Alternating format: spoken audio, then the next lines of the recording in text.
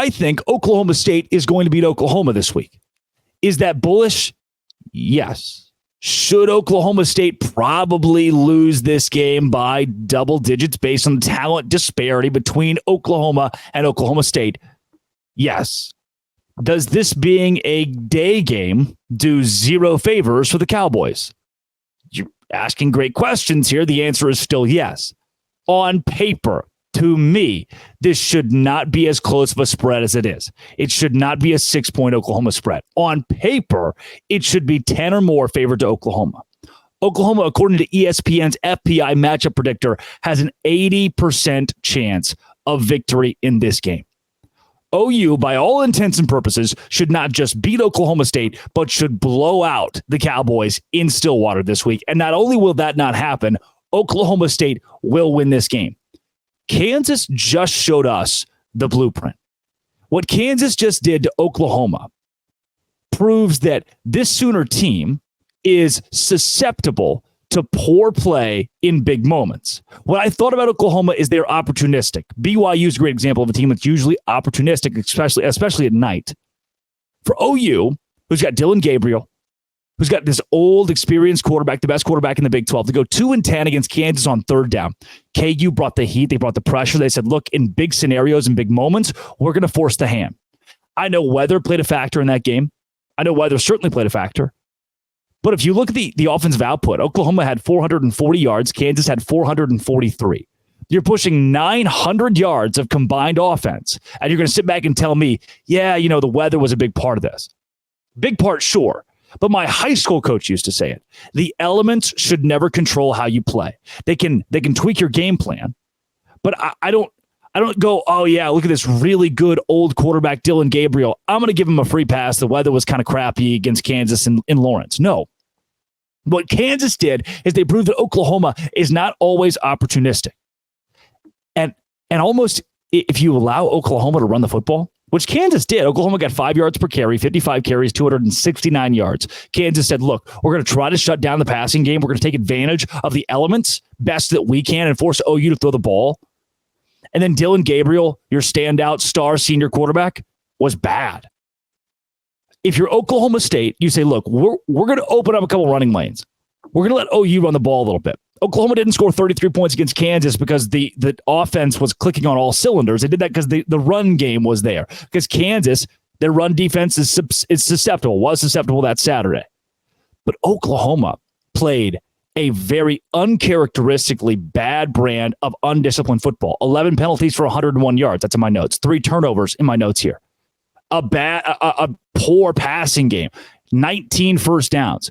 29 minutes of possession to Kansas 31 is not bad. It's not like Kansas just held the football the whole time. Oklahoma State doesn't have to play not to lose to win this game.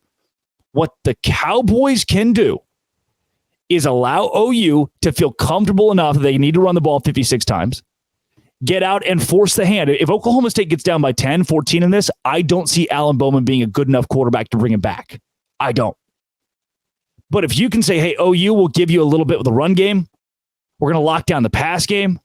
Good luck Dylan Gabriel trying to go win it at the very end. He did it against Texas, couldn't do it against Kansas. That to me says so. The fact that Oklahoma was not opportunistic says a lot. And I haven't gotten to the biggest reason that Oklahoma State is going to win this game. Oklahoma's leading rusher, 385 yards this season. Oklahoma State's, and I know there's a committee there for OU. Oklahoma State's leading rusher is the best player in the conference right now, Ollie Gordon. Ollie Gordon the second, 141 carries, 1,087 yards, and 10 touchdowns this year. That's almost enough for me to be wholly convinced, Oklahoma State's going to be able to win this game. And I may have not even gotten to the best part yet. The part? That word. And that's the fact Oklahoma State playing at home in the final Bedlam matchup. Kansas owns the eternal scoreboard against Oklahoma. And if you think Mike Gundy, who has not been good against the Sooners, if you think Mike Gundy doesn't want that, you're more than misconstrued. You're an idiot. That means everything in this game. You could probably ask Gundy and he would say, it used to be a true rivalry, a big rivalry, yeah. But I know how much the eternal scoreboard, this game will not happen again. I know how much that means to Mike Gundy. This game won't be played for 2 decades or more. This is the last time we'll see Bedlam. Oklahoma State's won 4 straight, 45-13, 48-34. One of those have in common, blowouts, one of them on the road. At home, pristine this season, outside of South Alabama. And now with the win, they'll have the edge on Oklahoma and a clear path to the Big 12 championship game. I said it preseason. I was so confident in it. I went to FanDuel and took their team over for wins. I don't think this Oklahoma State roster is elite. I don't think it's great. Look at the receiving core. Those guys are struggling. Look at Alan Bowman. 8 touchdown passes in 8 games, 5 interceptions. 3-headed quarterback at the beginning of the year was terrible. People were saying fire Gundy. And here they are on the doorstep of making it to a Big 12 championship. It's not a good roster. The coaching staff seems to have its holes, but now they're handing the ball off to Ollie Gordon. The defense has stepped up. And to me, call it at the beginning of the year, this is a mediocre roster that should go 9-3, 10-2 with the way the schedule stacked up for Oklahoma State. Here they are with a chance to do it. I think Oklahoma State gets the best of Oklahoma this Saturday. Coming up, can Kansas State do the same thing? Can Kansas State shock Texas? This, Locked On Big 12, part of the Locked On Podcast Network, your team every day. Today's show is brought to you by Prize Picks. Prize Picks is where I go to make money. Prize Picks is the number one way to turn $10 into $250. You can go right now. Basketball season on the way. NBA here. Pick a combo projections across football and basketball from the Specials League, a league created specifically for combo projections that includes 2 or more players from different sports or leagues. For example, LeBron James and Travis Kelce at a 10.5 combo of 3-pointers made and receptions. Play alongside some of Prize Picks' favorite players like rapper Meek Mill, comedian Andrew Schultz.